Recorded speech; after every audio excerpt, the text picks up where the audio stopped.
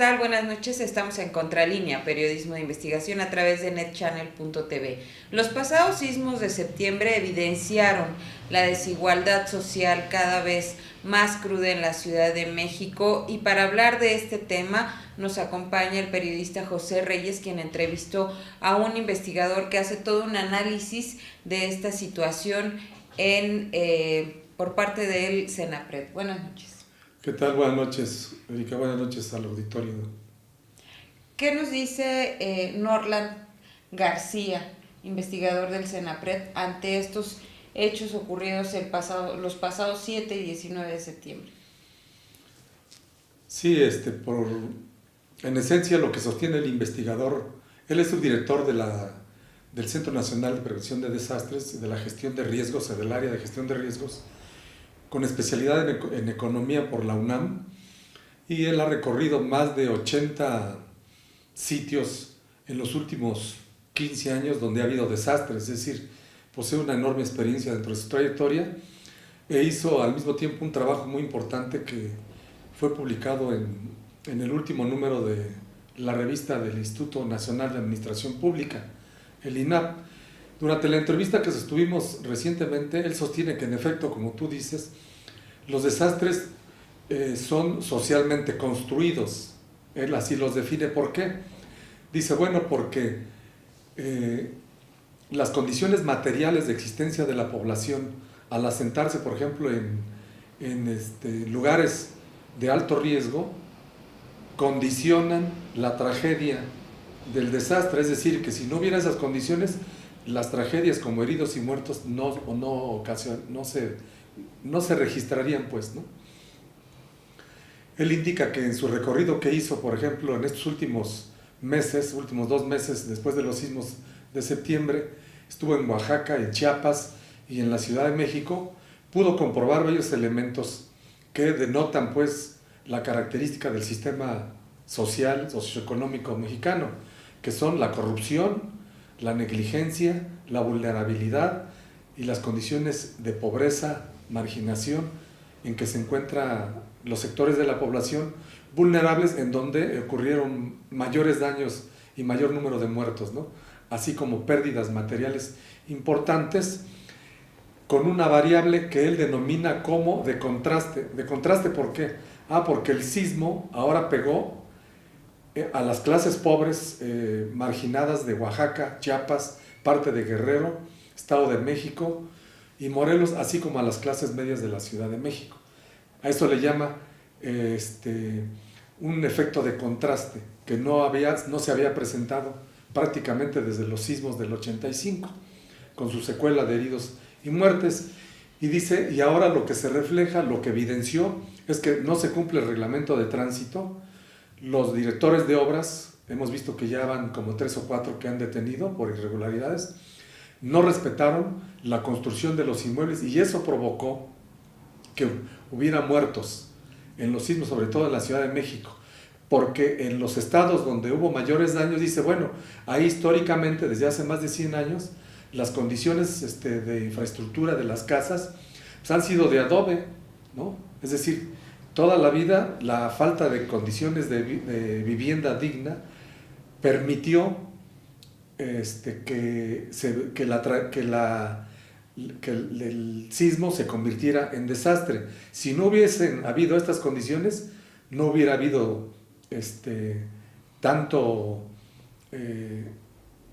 desastre, pues, que provocaron los 2 sismos de septiembre pasado. Vamos a ver la entrevista que hizo José Reyes con el investigador Norland García del CENAPRED. Sí, muchas gracias por el espacio. Pues bueno, efectivamente, como parte de los trabajos que el CENAPRED viene realizando desde hace 15 años, se está elaborando un estudio sobre el impacto económico y social que han generado los sismos de septiembre, tanto en la Ciudad de México y estados circunvecinos, como en los estados de Chiapas y Oaxaca, específicamente por el sismo del 7 de septiembre. Pues bueno, tanto estos dos estados tienen una connotación muy importante, porque son los que, Chiapas y Oaxaca son los que más expuestos están a un fenómeno sísmico, y que al mismo tiempo tienen un componente social muy importante. Son también estados sumamente marginados, ¿no? Así lo dice el índice de marginación de CONAPO. Entonces, esta parte de marginación, esta parte de pobreza, lo que hace es exacerba el fenómeno natural que lo convierte en desastre. Hemos estado haciendo análisis de impacto tanto en estados como ya lo mencioné, de Chiapas y Oaxaca, y lo que nos encontramos es que en un corto tiempo, ya llevamos cerca de casi 2 meses de los lamentables hechos, ha iniciado el proceso de reconstrucción en estos 2 estados, que realmente tanto el proceso de reconstrucción como el proceso de evaluación de daños requirió una labor titánica de autoridades, tanto municipales, estatales y federales. Recordemos que Oaxaca, la orografía es sumamente complicada, son 570 municipios los que integran, por mencionarte un ejemplo, y que de estos 70, de estos 570 municipios que tiene el estado de Oaxaca, cerca de 300 fueron declarados en desastre. Entonces, hacer el levantamiento de daños para poder accesar a los fondos de reconstrucción, que en este caso es FONDES, pues es una labor demasiado compleja y que de acuerdo a las reglas de operación, estas entidades pues tienen 2 semanas para hacerlas. Entonces, imagínense ustedes que llevar a cabo la evaluación de viviendas, llevar la evaluación de daños en escuelas, en instituciones de salud, en puentes, en caminos, en espacios religiosos, pues conlleva una tarea bastante ardua. Ahorita el Gobierno de la República ya inició el proceso de reconstrucción mediante la entrega de tarjetas donde contienen los recursos necesarios para establecer, en el caso, por ejemplo, de la vivienda que fue destruida totalmente, 120,000 pesos, y de estos 120,000 pesos, el 80% va a ser destinado para la compra de materiales y el 20% para la mano de obra. Todo esto con supervisión de la SEDATU para que las viviendas que sean reconstruidas se traten de reconstruir de la forma más resiliente posible y que no vuelvan a ser afectadas por el sismo. En esos 300 municipios, en el caso de Oaxaca, ¿qué tipo de daños estamos hablando en vivienda y cuánto aproximadamente representa en términos económicos y afectación en qué volumen de población? Pues mira, ahorita apenas están decantando las cifras. Te puedo hablar que las casas censadas que hasta ahorita tienen llevan algo así como 65,000 viviendas en Oaxaca que han sido afectadas, y de estas con diversos grados de daños, tanto parciales, medianos o totales, ¿no? Aquí implica que cerca de 300,000 personas hayan sido afectadas en cuanto a vivienda, ¿no? Más aproximadamente. Y estamos también hablando de cuestiones históricas que afectan a este desastre. Por ejemplo, ¿no? La vivienda destruida que se identificó en Oaxaca es vivienda de adobe, que no tiene reforzamientos de concreto ni columnas ni traves. Esto que la hace sumamente vulnerable a los sismos, ¿no? Pero también tiene un componente de tipo social. El adobe es fresco en la mañana y caliente por la noche. Entonces, esta parte de este modelo constructivo que lleva, yo diría que lleva más de 100 años en la región, obviamente se ve afectada por el fenómeno sísmico, y que esta vivienda obviamente la hace sumamente vulnerable a este tipo de fenómeno, ¿no? En términos llanos, en cuanto a tu pregunta de respecto al impacto económico, pues el Fonden ha destinado hasta los meses de octubre más o menos cerca de 6,000 millones de pesos distribuidos tanto en reconstrucción de vivienda, de planteles educativos, de instituciones de salud. Recordemos, por ejemplo, el caso de que el hospital de Juchitán prácticamente quedó colapsado, de caminos, de puentes y de infraestructura hidráulica, que también es seriamente afectado, ¿no? Entonces, llevamos esa contabilidad ahorita.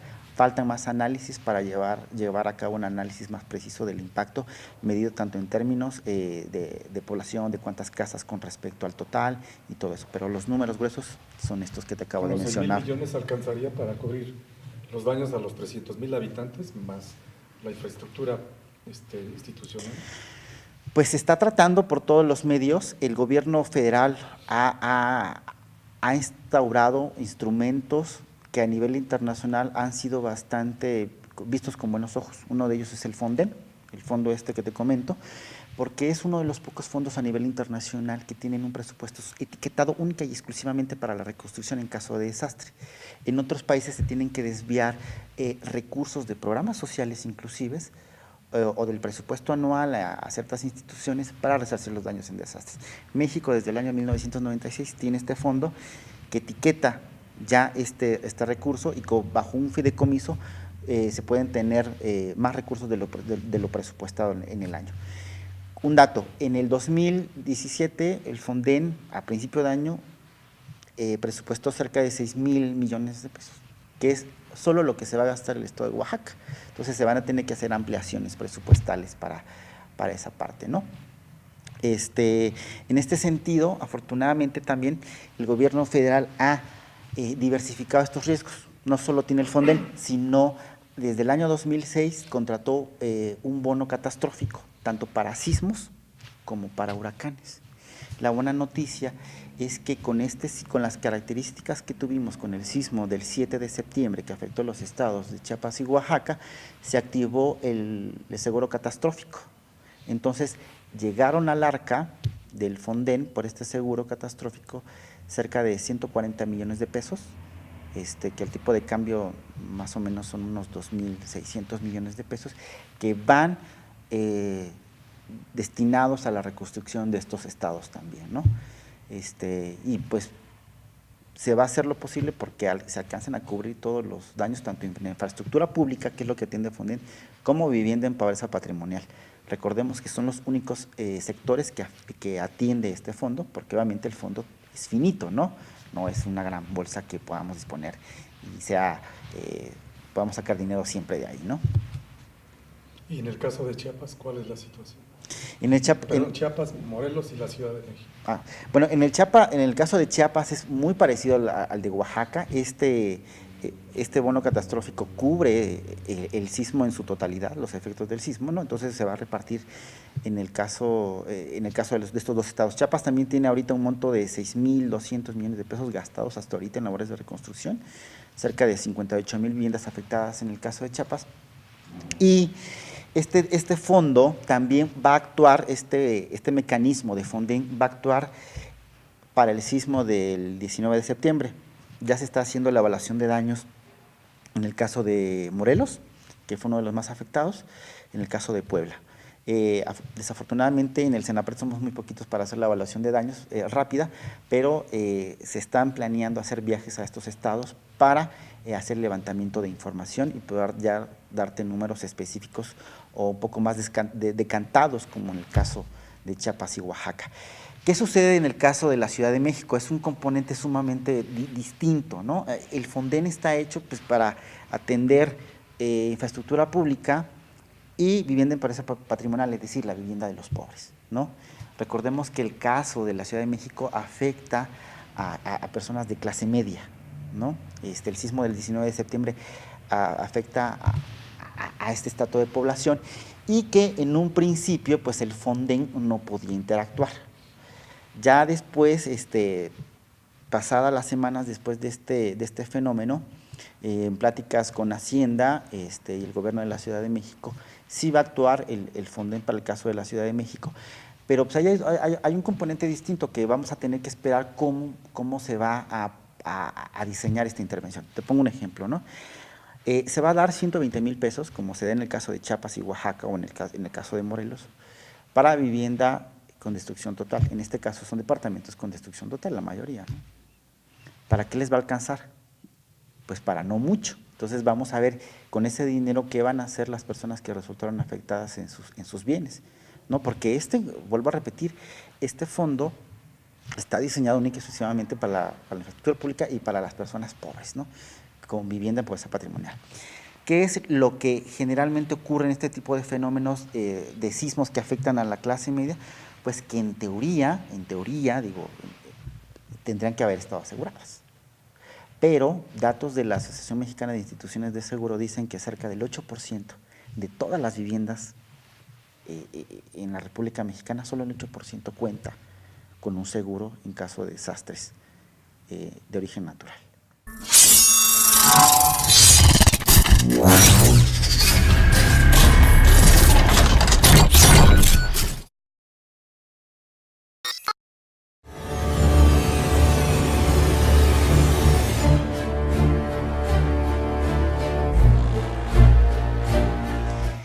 Y de ese 8%, gran parte de esas viviendas que están aseguradas porque son objeto de un crédito hipotecario, ¿no? Pues porque obviamente las financieras, los bancos, pues tienen que proteger su inversión, ¿no? Entonces hay un tema delicado que se va a atender. Ha habido últimamente en las últimas semanas hemos visto muchas demostraciones de inconformidad social de personas de clase media que dicen no queremos créditos, queremos que nos reconstruyan la vivienda, ¿no? Pero entonces es un proceso muy complejo, ¿no? Que se tiene que evaluar con fines a una reconstrucción resiliente, ¿no? En la Ciudad de México. Sí, de los 6,000 millones de que hablamos, ¿contra qué cálculo de pérdidas globales en todos los estados provocaron estos dos sismos? Mira, la presidencia ha arrojado cálculos de que los sismos de septiembre van a llevar a una cifra de cerca de los 48,000 millones de pesos, ¿no? ¿Qué son 48,000 millones de pesos? En orden de magnitud es un presupuesto similar al presupuesto que tiene la Universidad Nacional Autónoma de México, ¿no? Durante todo un año. En orden de magnitud, de esos 48,000 millones significa que se perdió todo lo que el gobierno federal invierte en un año, cerca del 80%, en el combate a la pobreza a través del programa de oportunidades, ¿no? Entonces, ese es el orden de magnitud que tenemos en cuanto a las bienes. Esta cifra es global, esta cifra se va a tener que ir decantando un poco. Puede ser más, puede ser menos. Vamos a esperar a que las cifras se decanten. Vamos a esperar a que, en el caso, por ejemplo, de la Ciudad de México, se llegue a tener un censo real de cuántos edificios van a tener que ser demolidos y reconstruidos y cuánto va a costar esa reconstrucción en zonas pues de alto valor económico, ¿no? Entonces vamos a tener que esperar un poco más de tiempo para llegar a una cifra final, pero el orden de magnitud está cerca de los 48,000 millones de pesos para los sismos de septiembre en los estados afectados. Y en caso de obtener los recursos, ¿en qué tiempo aproximado se estaría volviendo a la normalidad en todas las entidades? Mira, digamos que ya está todo construido, que a la gente se le restituyó todo eso. Es un proceso que tarda mucho tiempo. Yo te digo que tan solo en la Ciudad de México vamos a vivir, yo creo, todavía el año que viene, con un ambiente en que las personas afectadas van a seguir en la búsqueda de cuál va a ser la mejor forma de que se les apoye, ¿no? Yo creo que la solución no solo son créditos hipotecarios, ¿no? Porque ha habido casos en que, por ejemplo, la gente que había comprado un departamento, tenía 5 años de estarlo pagando y todavía le faltan 15 años de pagar algo que ya no está o ya no va a ocupar, ¿no? Es difícil decir el tiempo exacto, ¿no? Es difícil volver a decir en qué tiempo la gente va a volver a la normalidad. Yo te pongo un ejemplo, en el caso de la Ciudad de México, en el año de 1985, 7 u 8 años después, todavía había campamentos de personas damnificadas, ¿no? Que se desdoblaban, dicen, ¿no? El término. Así es, que se desdoblaban, ¿no? No lo sabemos entonces cuál va a ser la parte que ocupe, ¿no? Las comunidades llevan un proceso de resiliencia propia, ¿no? O sea, hay veces lo hemos visto que no esperan en comunidades de bajos ingresos, las comunidades rurales, ¿no? No esperan a que lleguen los recursos, ellos vuelven a levantar su casa como puedan, como deben, ¿no? Para volver a la normalidad lo más pronto posible, ¿no? Te digo, es un universo muy amplio, entonces a todos se les tiene que afectar y es difícil decir hasta aquí se va a volver a la normalidad, ¿no? Muy bien, leímos con atención el artículo que publicaste en la revista mexicana, perdón, en la revista del Instituto Nacional de Administración Pública, en donde señalas datos de los últimos 15 años respecto del número de víctimas y daños materiales. Así es. En los últimos 2 años, porque solo abarca hasta el 2015, Así es. ¿cómo podríamos actualizar esos datos que mencionas ahí en los dos aspectos, tanto en el número de víctimas como en el cálculo de, bueno, ya lo dijiste, la pérdida económica? Mira, estamos haciendo los trabajos necesarios para actualizar los documentos que tú bien mencionas. Fíjate que desafortunadamente, luego desafortunadamente, porque habíamos tenido 3 años consecutivos donde tanto la reducción de pérdidas como la reducción de vidas humanas era latente, ¿no? Que se ve reflejada a partir del año 2014. Entonces, si vemos como en forma de gráfica de cuadros, 2014 lleva un comportamiento así, luego 2015 más a la baja y 2016 más a la baja. Desafortunadamente, pues vienen estos eventos, penosos eventos de septiembre, de los terremotos, más unos eventos hidrometeorológicos que habíamos tenido en la parte del sureste mexicano, específicamente también en Oaxaca. Nos estaban comentando en Oaxaca que en todo este año habían sido afectados por sequía, luego por inundación y lluvias, y ahorita les cae el terremoto, y lo más probable es que se estaban esperando heladas también a finales de este año. Entonces íbamos a la baja, obviamente por toda esta política pública, también porque nos favorece un poco la naturaleza de que los impactos no son grandes. Había una reducción tanto en el número de daños materiales como en el número de víctimas, pero desafortunadamente pues estos terremotos van a subir un poco esta parte. Tan solo en la Ciudad de México 228 personas murieron por el sismo del 19 de septiembre, y eso sin duda va a alterar la estadística, ¿no? Eso la coloca como uno de los fenómenos naturales que tú dices que son construidos socialmente, dentro de la gráfica de los más desastrosos de los últimos, serían ya 17 años. Así es. Se integra, ¿verdad?, a esa Así tabla es. general. Sí. ¿Cómo es señalas también que este tipo de fenómenos están relacionados con la construcción de los modelos de desarrollo de los países? En el caso de México, ¿cuál sería tu opinión respecto de la primera experiencia del 85, que fue terrible, hasta la fecha, a pesar incluso de contar con uno de los mejores sistemas de prevención de riesgos, la recurrencia en todos los aspectos, tanto en afectaciones por ciclones, sequías, lluvias, etcétera, y sismos, siguen repercutiendo? Es decir, podemos tener un buen documento, pero su aplicación en la práctica resulta difícil. ¿Cuáles son los factores que impiden que se concrete?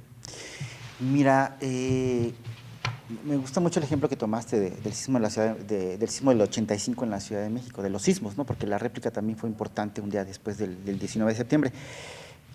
Recordemos de que el 85 es un parteaguas en la historia de México, ¿no? Porque se crean las instituciones, como bien dices, de protección civil y de gestión de riesgos, ¿no? En 32 años, sin duda hubo un avance en la materialización de diversos instrumentos de política pública que ayudaron a reducir significativamente el número de decesos. Por ponerte un ejemplo, ¿no? El año 2000 se instauró el sistema de alerta temprana contra ciclones tropicales, ¿no? Y hay una reducción bastante notable en los decesos por este tipo de fenómenos, por los ciclones tropicales, que también son uno de los más recurrentes en el país, y gracias a la instauración donde se da toda una estructura institucional de alertamiento, pues obviamente los decesos por este fenómeno ha ido bajando, ¿no? Sin duda los desastres tienen un componente social. Se dice que los desastres no son naturales si no son socialmente construidos, y en esta tesis que nace por ahí de 1980, Sin duda, las malas decisiones del desarrollo, es decir, esta parte de este gran auge de las ciudades, ¿no?